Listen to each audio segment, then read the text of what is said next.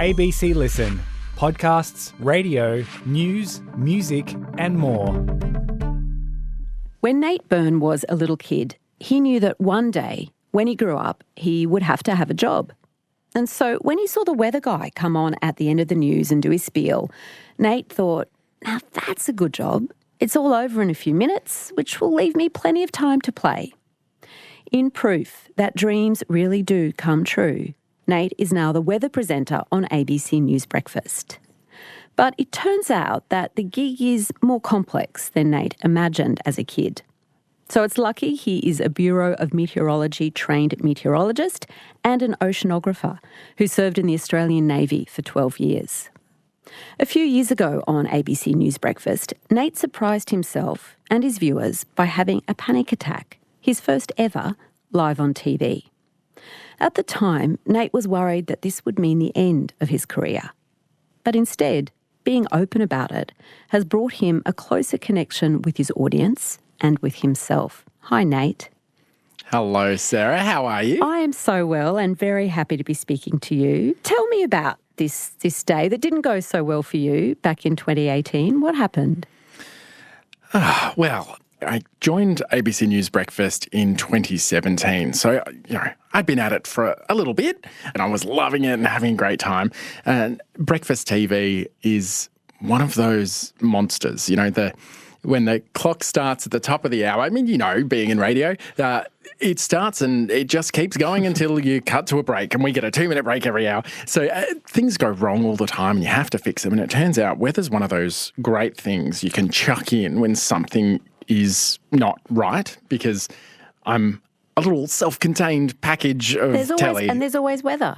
There's always weather to share. Exactly. There's always something to talk about. Australians love their weather, but also from a studio point of view, from a practicality point of view, I'm one person that is operating my maps all by myself. I just need one camera on me and everything else can absolutely fall apart and it's okay. What's going to air is all fine while we do studio moves and get guests and figure out problems.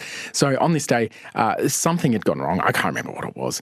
And they said, Nate, we need you now, go. And I ran into the studio, jumped into my place, and they threw to me. I was ever so slightly out of breath. It's got to be maybe a 30-metre walk tops from my desk to the wall. I tried to control my breath and have my proper presenting voice on, and in doing that, I managed to get through the weather, but I was a little bit short of breath and it wasn't as smooth and as fluid as it would normally be. And I started to get a little bit sweaty, and I think essentially what was happening was I wasn't breathing properly and my brain wasn't getting enough oxygen. Felt a bit uncomfortable and a bit gross, but whatever, that happens.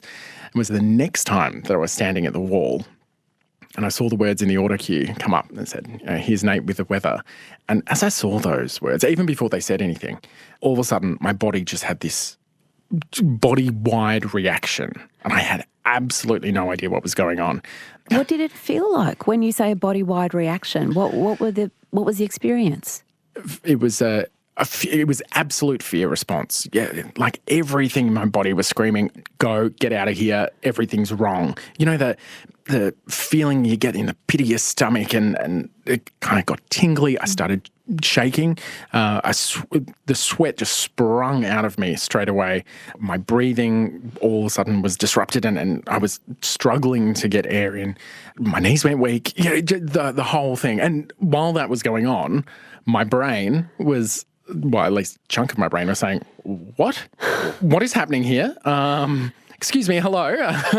My body's doing something that I'm not aware of. What is happening?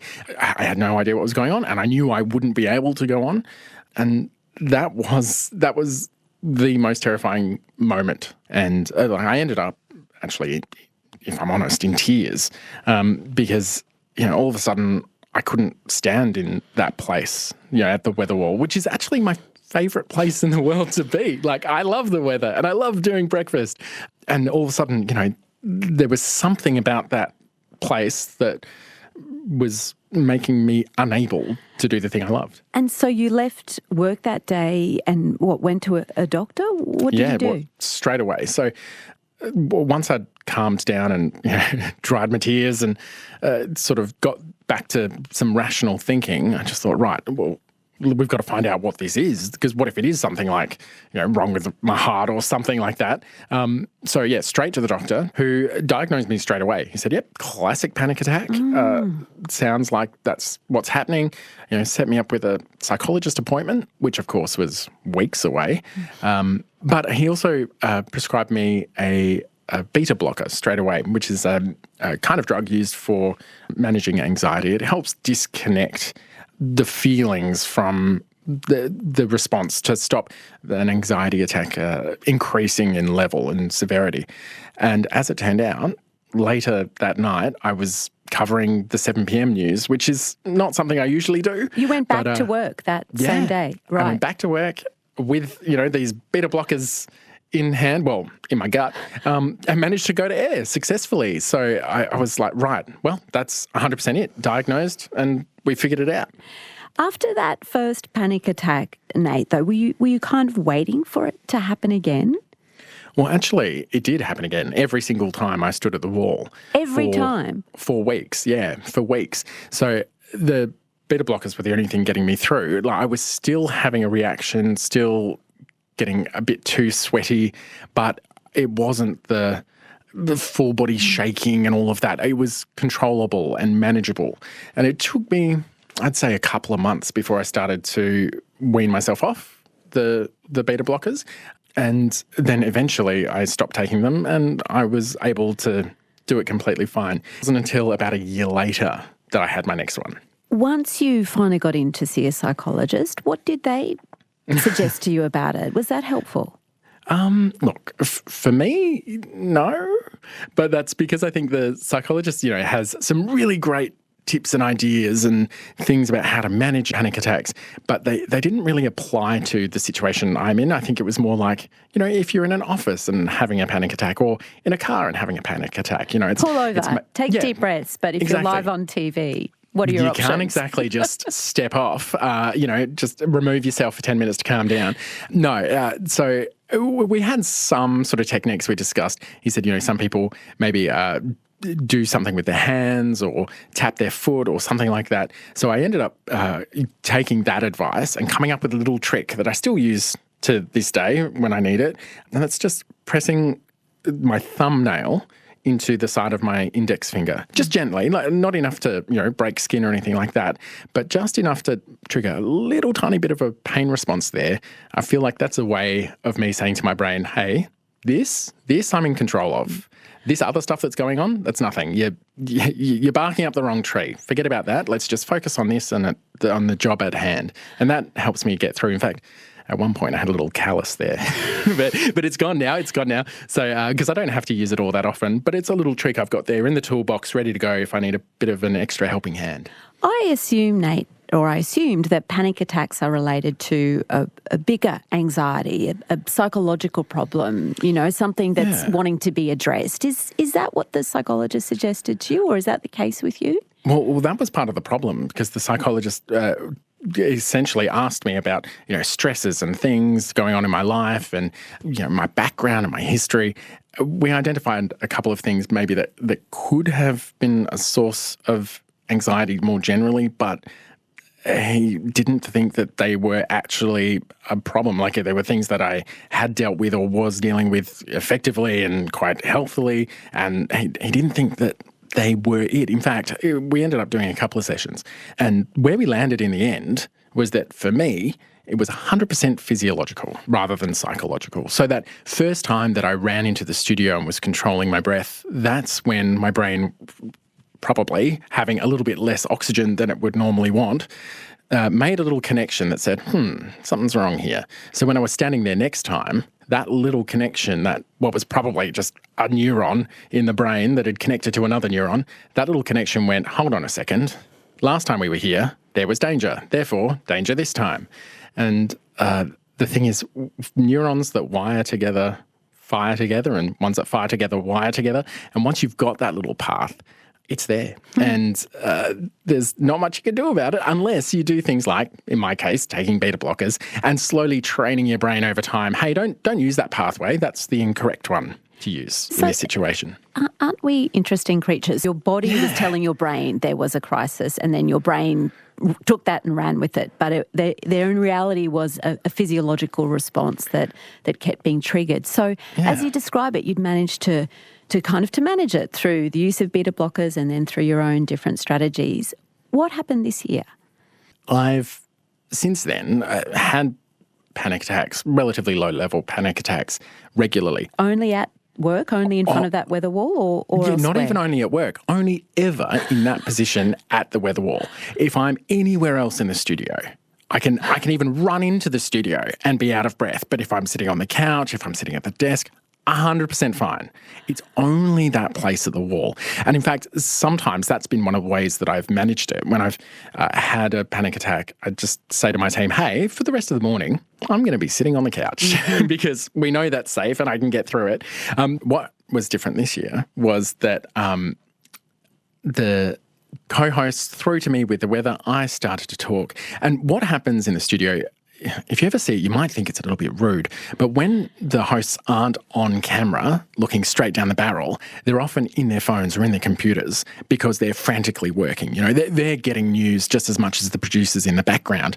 You know, they're texting politicians and trying to figure out, you know, what this breaking situation is. So there's always work going on. So Michael had stood up because he was doing a studio move. So he'd stood up from the desk, swung his chair away from Lisa, straight into his mobile phone, and had just sort of slowly wandered behind her, engrossed in what he was doing. But so there's me starting to fall apart at the weather wall, and I realised, they don't have a shot to take. Michael's standing behind Lisa. There's no clean shot for them to cut to. You know, nobody wants to see, you know, half of Michael behind Lisa in the frame, you know, on his phone sort of thing. So I kept talking and Michael was just moving at a glacial pace and everything in my brain, because there's always a separate part of my brain that's unaffected by this. You know, while my body's doing its thing, I'm quite lucid, still able to talk about the weather, still able to press different buttons on my clicker so I can get to different parts of the maps so I can wrap it up nice and cleanly or whatever. But yeah, Michael was just glacially slow, and I just ended up running out of things I was going to be able to do, and I really needed to throw back. And I thought, bugger it, the only way I can get around this is just to tell him what's happening. So as soon as I said, you might know that I occasionally have panic attacks. I've never seen Michael move faster. He flew out of that shot. And Lisa, it gave her the opportunity to have, approximately a second of thinking time. I threw back to her, and Lisa picked up so perfectly. So making that split decision to acknowledge to not just your colleagues, but all the viewers watching what was happening, what kind of reaction did you get from the public after doing that? I'm still wading through the comments and the emails and the texts and the personal messages, the DMs. It was outstandingly and overwhelmingly positive and supportive, which was great. Like hundreds and hundreds and hundreds of messages. There are a bit of a range. Most of them were like, oh my gosh, like, thank you for mentioning it. Many of them were, I suffer from that too. And it's great, for you to point it out and to talk about it, because, 20 minutes later I was on the couch letting the audience know, I'm fine, this is what happened, it happens sometimes, it's okay, don't worry about me. But then there was another section of messages where people were saying, oh my gosh, that's what it is. I had no idea. And that surprises me. I can't believe... Like, the first time it happened to me, everything told me, this is wrong, we've got to go and get it sorted out. I can't believe there are people that put up with it and push on through. I mean, it shows such strength of character, I think. I mean, not that you should push on through. You should go and seek help, please. If you think you're having a panic attack, there are simple things you can do to help. But yeah, just the fact that there are some people that are like, wow, oh, that's what it is. That really astounded me. And the way you just described it then, Nate, so it's all over almost as quickly as it begins. Once your heart settles down again, it's resolved. The second the camera is off me, I'm fine. It's such a weird thing. And you never thought, did you ever think, okay, the only place this is happening is in front of this weather wall, maybe I've got to go and find a different kind of job? Look, at the time before I got treated, before I got back on camera that first time, yeah, I did. I thought, well, that's it. This career's over for me. But now, absolutely not. No, this is just my body being a doofus. And we've got ways to figure it out and get it better. Yeah, no, I'm not going to let this stop me. No way. There's far too much weather for me to tell. You live in Melbourne now with your role with ABC News Breakfast, but you grew up in Perth. What are your memories of Perth as a little kid? What was it like? It was big open space, always. I can't remember if we were the first or among the first of the houses on our street. It was just essentially a sand dune. And I remember growing up always with sand around at the beach, watching the lines of thunderstorms roll in as cold fronts came in. Dad used to take us down to the boat harbour and he'd park the car at the back of the car park, and we'd walk up to the edge so we could watch the storms come in, and then we'd watch the line of rain and try to time it so that once the rain hit the beach, we'd run and try to get in the car before it got us. Great fun. Possibly a bit dangerous, actually, now I think about it, in thunderstorms, but it was great fun. But you were being steeped in a love of the weather or an appreciation of the weather right from the start. And Perth's a special place. It's different from the rest of Australia in a way that I don't think you can understand unless you've been there. It looks different, it feels different, it acts different, and I love it. It'll always have a really warm place in my heart. Your parents are English. What were they doing in Perth? How did they end up there? Well, as the story goes, they had tried to have kids in the UK and weren't having any luck, and had finally given up on having kids and had decided to sell up, quit their jobs, go on a world tour, blow the lot, and that'd be their sort of farewell to having a family sort of tour, and then they'd get home and start fresh. And they got to WA and hi. Oops. They were like mutton birds. They just had to breed in a certain place and then it all worked. Yeah. I think it was probably actually just, get rid of the stress, stop thinking about it. I think they looked around them and went, oh, well, this place seems nice. We've not got anything to go back to. And back then it was a lot easier to stay here. So I think they just went, all right, well, guess this is where we live now. What kind of work did they find in WA? Oh, first of all, Dad would do anything. Mow lawns. He sold fires for a while. All sorts of odd jobs. Mum was an accountant, so she found work pretty quickly. They settled down pretty quickly. And Dad had a bunch of different jobs, but he ended up going to university and becoming a teacher eventually. Tell me about this momentous prophetic decision that you made as a little kid to be a weatherman. Yeah. So this is like, again, as the story goes, but Mum swears, and in fact, the story existed long before I actually became a weather presenter. I was just a little kid and just thought, oh, yeah, that looks like a nice snappy job. I like playing lots, and he doesn't seem to have to work much, so that's nice. Because, you understand your parents are at work and they're at work all day. No, thank you. So what was fun for you as a kid when you loved playing? How did you occupy your time? Well, I am really lucky in that I have a little sister. She's only 20 months younger than me, and we were best buds. And we were always treated pretty much exactly the same. So when I got a cap gun for Christmas, so did my sister. When she got a Barbie, I got a Ken. And the way we'd play is I'd want to run around outside with her and she'd be like, yep, but you've got to play Barbie first. I'm like, all right. But it turns out that then later on it kind of flipped. I wanted to sit in the house and stuff, and she wanted to run around like a maniac. Yeah, I was a big reader, a nerd from the get-go. You were interested in drama, the arts, as a kid. What did your parents think about that? Oh, it was fine and it was cute, I think, when I was little. But when it came to actually thinking about it as something to do with my life, I was very heavily swayed away from it. You really needed a reliable job. I think that's one of the things, even though they're from England, I think, like I say, most migrant parents really just want their kids to not have to go through the struggles that they had to go through. Well, where did the idea to join the Navy come from? Was that theirs or yours?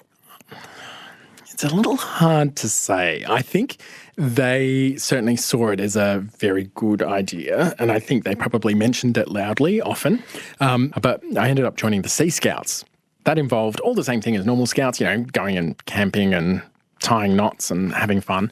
But then it also involved going sailing every now and then. And I used to see there was a Navy cadet group down the road, and I used to see the Navy cadets, and they had much nicer sailboats.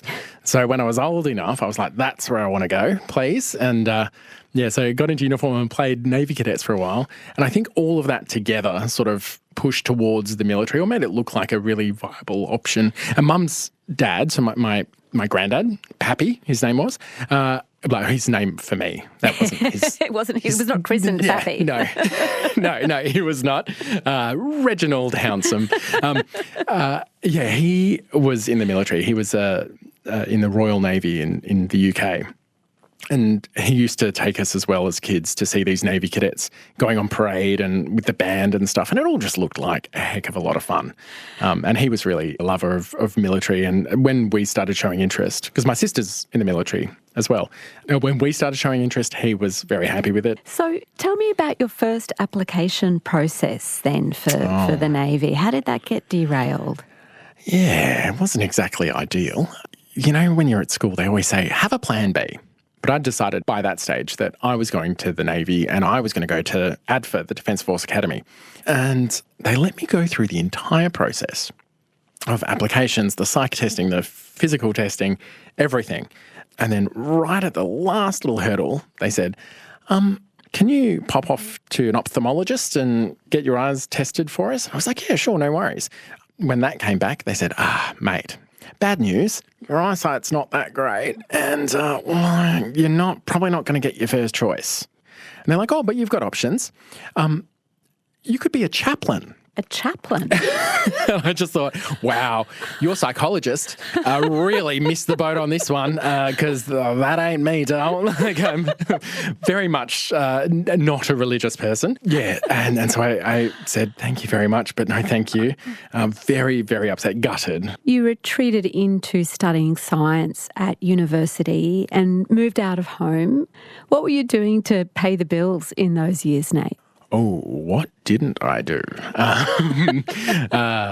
Okay, this one's going to get a bit spicy. Well, first of all, at uni, anytime there was anything that offered money, I put my hand up for it. So, yeah, at uni, all of those experiments that they do on students all the time. Whenever you hear a paper and they say, we've had a cohort of 25 people and we've done some sort of analysis of something, it's always bloody uni students, and usually the poor ones like me, because they sometimes offer, $5 or $10. I had my brain MRI'd. I had wires plugged up to me. Oh, there was one time, one particularly gross one. Those bits of cotton, they're kind of like rods that the dentist uses, puts it up between the lips and your teeth to keep everything out of the way. I had to take one of those, I'm pretty sure it was 3 times a day, suck on it until it was soaking, and then put it in a little plastic vial, click the lid down, write my name and the date and the time on it, and then put it in my freezer. I had a freezer full of frozen spit. It was at least it wasn't your job to unscrew it at the other end. Exactly. I think I made maybe $20 out of that one. I don't know, but yeah, if there was something going, I put my hand up for it. I did that many psychological tests. Press the button when you see the green light flash, that sort of thing. Anything that was offering money. But so I did that. I worked a bar, the only gay bar in Perth, actually, at the time. I started as a bartender, and then I'm one of those people that always puts my hand up and says, yeah, I'll give that a crack.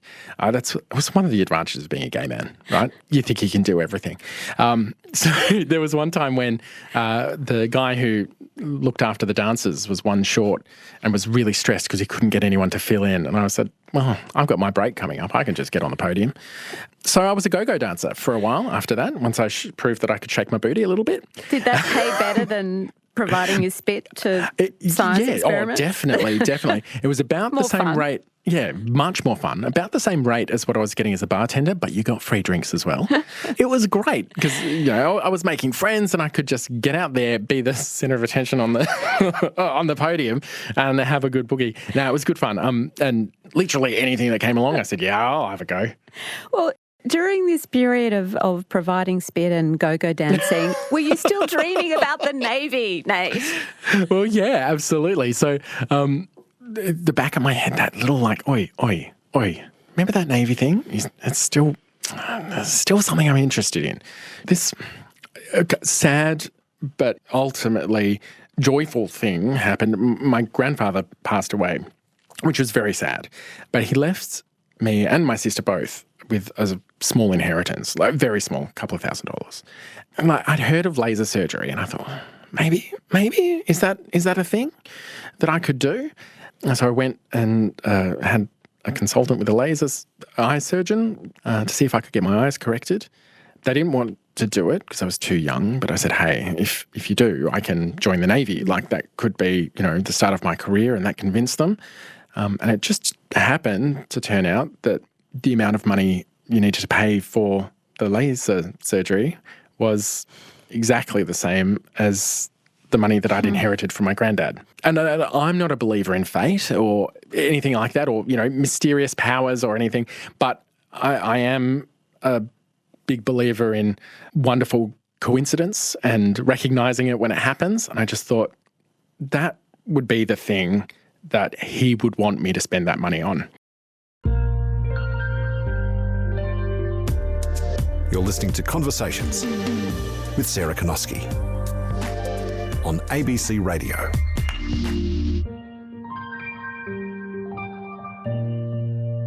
Nate, once you'd fixed your eyes and were able to join the military, what was your first ship? It was a bit of an odd one, actually. So my first vessel ever was HMAS Rankin, a submarine.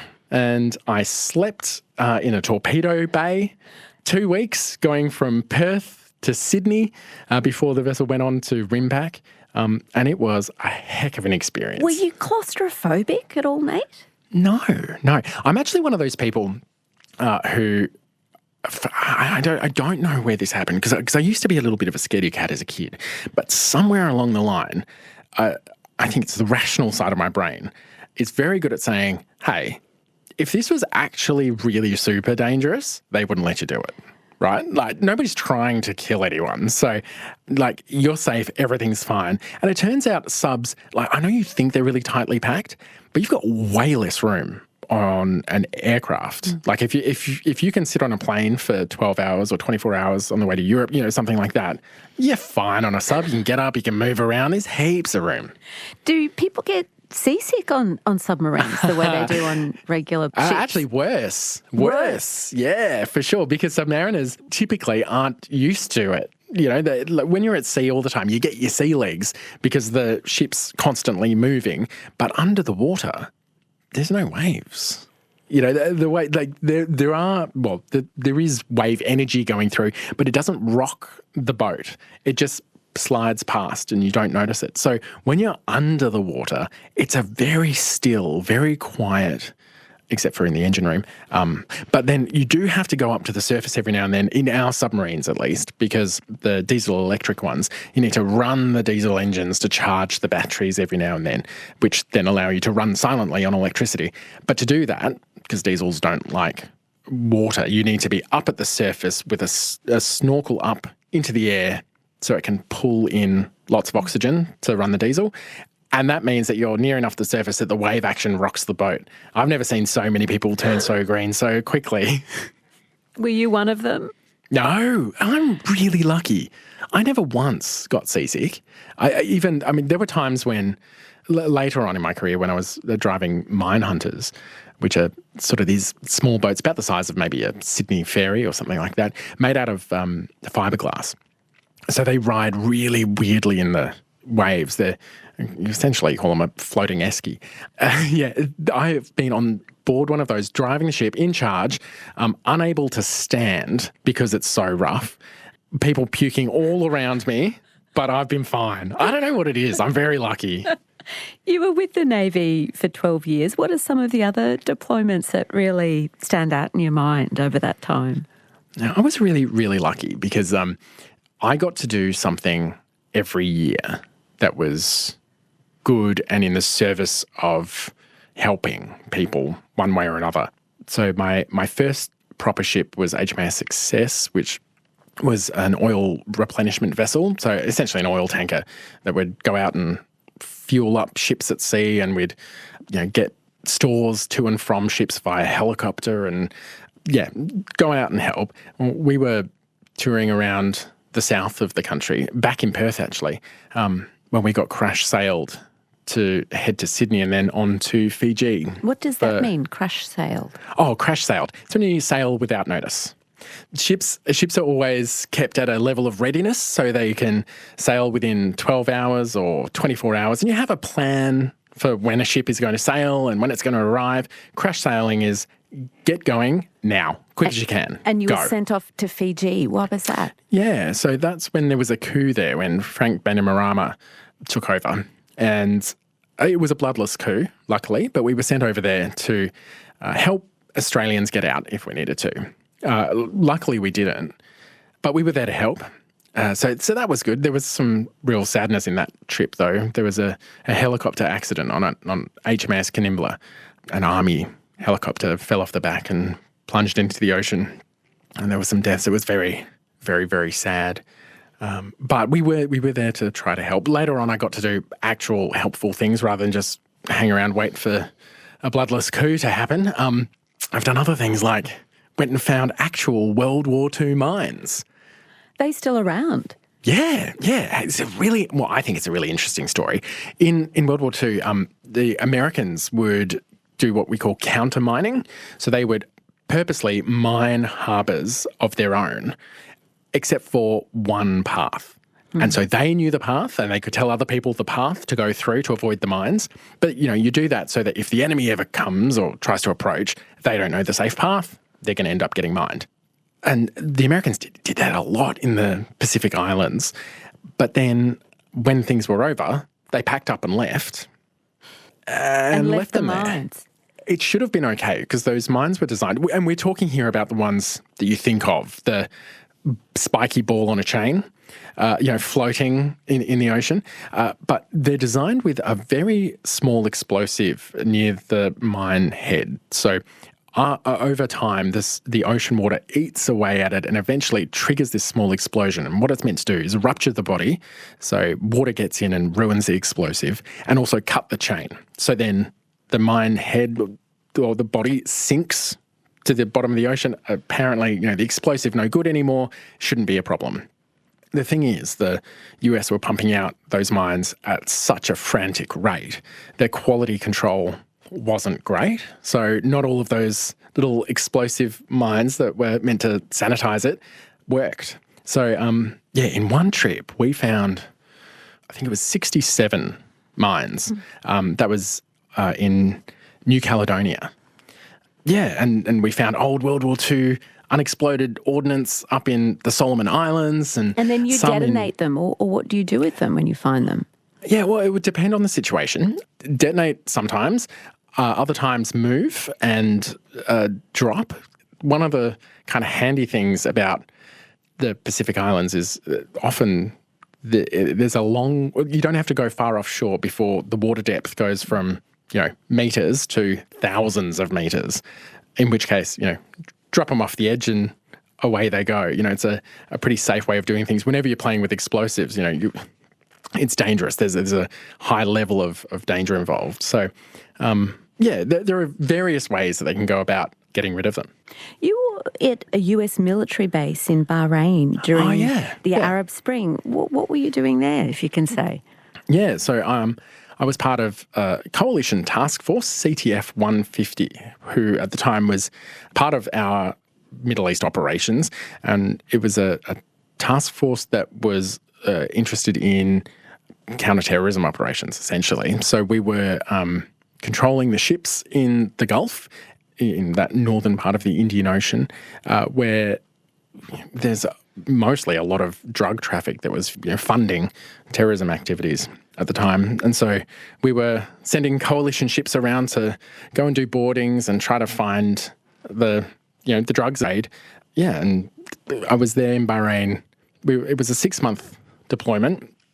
And I remember very clearly the 14th of February. So we call it the Arab Spring. In Bahrain, it was called the Day of Rage, when people were calling for democracy in the Middle East. And it was pretty wild in Bahrain because the the people were protesting. It was a very famous roundabout there called the Pearl Roundabout, and that was the site of most of the protests. And the Kingdom of Bahrain is connected to Saudi Arabia by a causeway. And the Saudis often come over on the weekend because Bahrain's a bit of a party town. But that day it was the tanks rolled over from Saudi Arabia to try to quell the unrest. It was really odd because I'd be watching the news and see fires burning on the news, and I'd look out to the horizon and see that smoke. But we weren't under any real risk. During your time with the Navy, Nate, you studied meteorology and oceanography, which were always your plans. Tell me about those and how they interrelate and why, the Navy need people who are skilled in those disciplines. Yeah, well, essentially, everything that the Navy does really depends on the weather in some way. Like, when you're putting a ship to sea, you want to know, is it safe to do that? And when you're at sea, are you going to be able to do things like put a boat in the water to, go and do a boarding? Or are you going to be able to launch a helicopter or a missile? And how's the weather going to affect that? Are you going to be able to detect your enemy or operate against them or protect yourself or whatever? So it's really a crucial part of doing operations is knowing what the meteorology is around you. But no one provides that service already. If you're on land, in Australia, you've got the Bureau of Meteorology doing an amazing job, and they do some marine stuff as well, just in and close to the coast, mostly our inshore waters, but no one's forecasting for the middle of the ocean, and even if they were, not for the specific path of a ship. Because, especially when we go to deep ocean sort of stuff, like forecasting, you can afford to not be perfect with your timing on a cold front or something like that, but you don't want that to happen for a ship. So they want a specific route forecast. So that's why the Navy has their own meteorologists to make sure that all of our ships have the latest information so they can do what they need to do to achieve their mission. But then also oceanography. You need to know about what's going on under the ocean. And did you know there's weather under the ocean? Weather under the ocean? What do you mean? Yeah. Well, it looks a bit different from what we have up here, but water's a fluid, same as air. And all the dynamics are essentially the same. The only thing is, instead of thinking about moisture, like we do here, rain and humidity, of course, it's all water. In the ocean, it's the salt that matters. But yeah, you can have warm fronts and cool fronts. You have eddies and pretty much there are equivalents in the ocean of almost all of the weather that we have. You don't have thunderstorms, but in terms of like air mass changes, it's the same with water mass changes in the ocean, and how the ocean acts changes how you operate because, especially for submarines, but all ships using sonar to detect, either where the bottom is or looking for another vessel like a submarine under the water. Depending on what's happening with the oceanography, with the profiles of the ocean, that can change the way that those bits of kit work. And so it would be our job to say, hey, if you're looking for a submarine in this area, if they're below this depth, they'll be hiding and you won't be able to see them. So maybe you have to change the height of your sonar and that'll mean that you'll then be able to see them. And then also the opposite. Hey, friendly sub, our submarine, if you want to hide from a ship, this is where you go. You then went on and did this Masters in Science Communication. And then one day on that course, Nate, you were sitting around with other students and watching ABC News Breakfast. And what was your opinion of the way the weather was being presented? Oh, you're going to skewer me here. We won't name any names. Names. Yeah, I wasn't the biggest fan. Yeah, so no, like so the course I was doing, we drive around the country doing science shows for kids. I'd taken a year off from the Navy because it didn't have a job for me for a minute. And so was having a whale of a time and we'd be in these accommodations, sort of like a school camp where there's, rooms, bunk beds and all that and always a shared kitchen. And I was the old man on course because everyone else was pretty much fresh out of uni. You had to have some sort of post-grad, so most of them were honours students, then going on to get their masters. I was in my 30s. I'd been out and about in the Navy all these years, loving life. So in the morning when they turned on the telly, oh, God forbid anyone put on the commercials. I was absolutely not. No, we're watching ABC, thank you. If we're going to watch anything, it's going to be the real news. And yeah, when the former weather presenter left and they had a couple of fill-ins who honestly were doing such a great job. They were probably just thrown in, with no real training. It's just, oh gosh, we need someone to read the weather, go. But yeah, I'd watch it and just kind of mouth off a little bit and just be like, no, you've gotten that wrong. Oh, I could do a better job than that. Yeah. So how did that just sledging the TV lead to you actually applying for a job for that job? How did it happen? Well, the buggers decided to advertise it publicly that they needed a weather presenter, and I wasn't even looking for a job. We just finished the course. We hadn't even graduated yet, and my mates from the course saw it because they were all, like I say, uni students. They were looking for their first move of their career, so they're all over the job searches, whereas I was just going back into uniform, back into the Navy, planning on continuing my really fun career that I was enjoying and having a whale of a time with. So one of my mates found it and was like, hey, here you go, mate. You said you could do a better job than that. Put your money where your mouth is, mate. Off you go. And I kind of went, oh, bugger. I'm going to have to, aren't I? It would mean leaving the Navy, this job that you'd longed for and worked so hard to get into and then had this real success in. I mean, when it came to actually putting in that application, did you have to think twice about it? It was a big leap. I thought about 1,000 times about it. So when I saw it, I thought, oh, no way. Because I was genuinely a news breakfast fan, and I thought it looked really fun. And I also, of course, remembered the old, I just would love to be a weather presenter, more time to play. By this stage, I'm deeply, deeply in love with weather, and forecasting. It was finally something actually that, like, for most of my career, I was always good in exams. I'm, a bit of a nerd that way. But when it came to practice, I always felt like I was a half a step behind. Eventually, when it came to ship driving, I got there in the end. But with forecasting, I felt like I kind of had it. I was pretty good at it. And so I thought, I could do this fun thing with the weather, or I could do the Navy career with the weather. There's kind of no losing here, so why not give it a shot? Plus, the ad asked for a journalist that was interested in the weather. So I'm like, well, I failed at the first hurdle, not a journalist, right?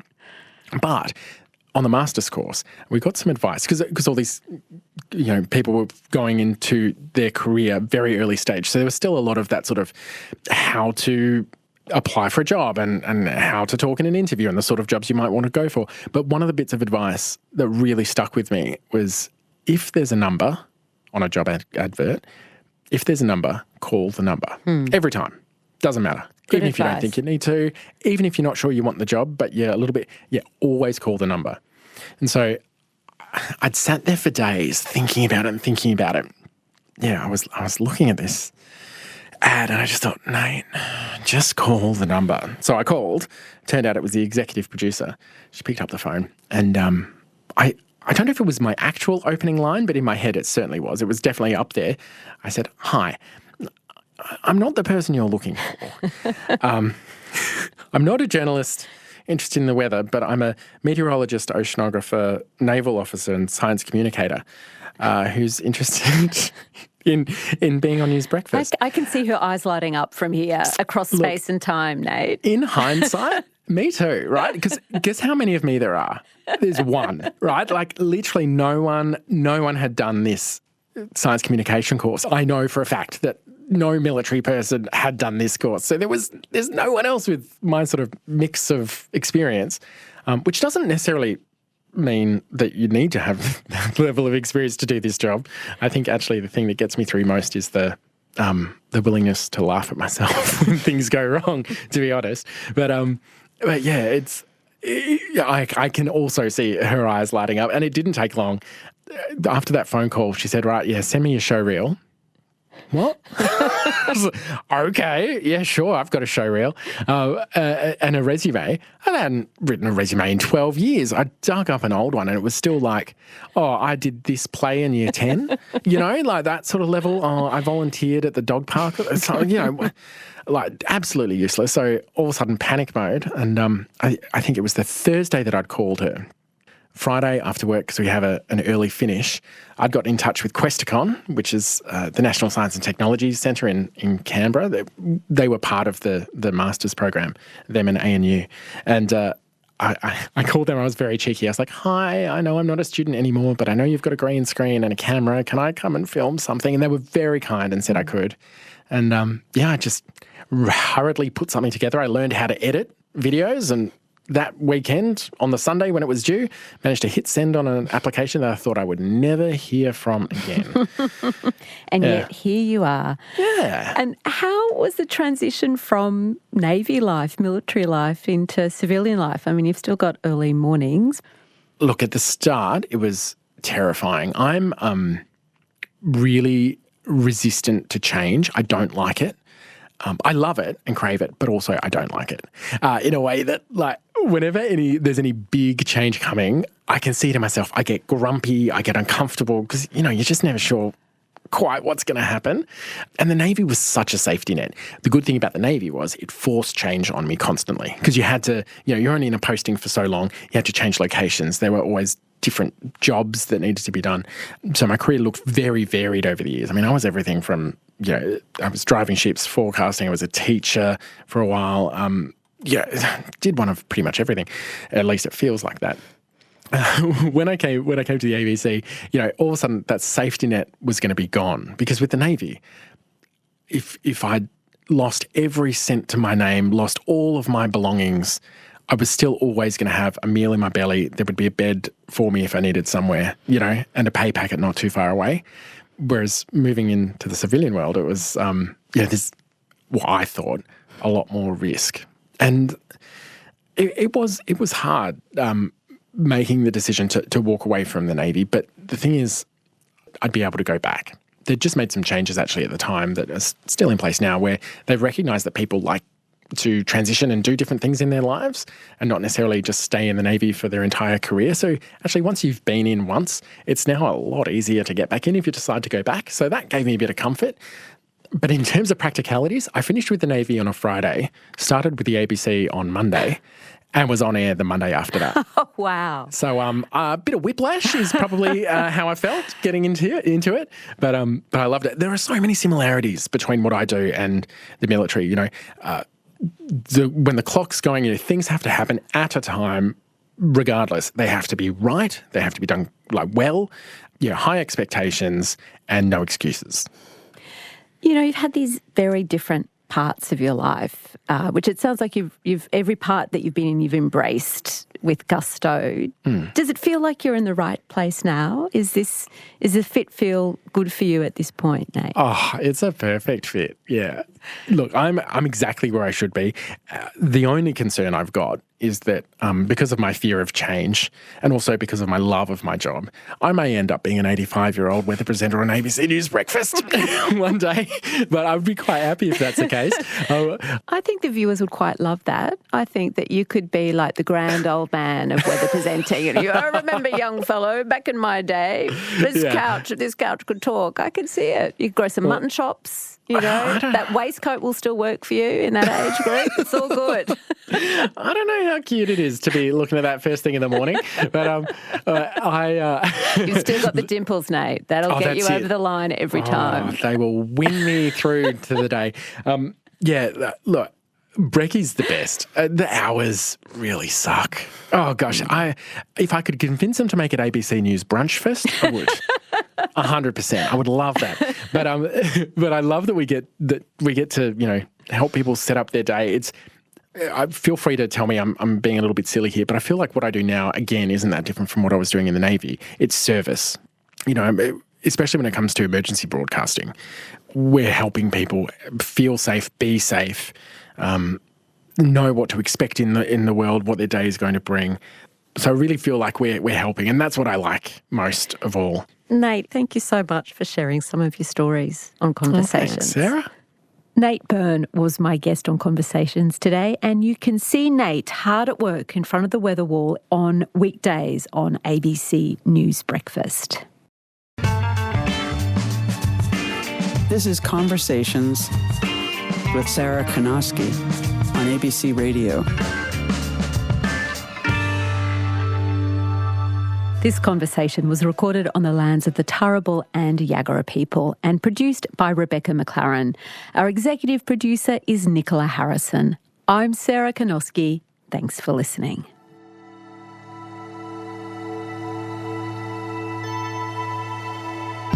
You've been listening to a podcast of Conversations with Sarah Kanoski. For more Conversations interviews, head to the website abc.net.au/conversations.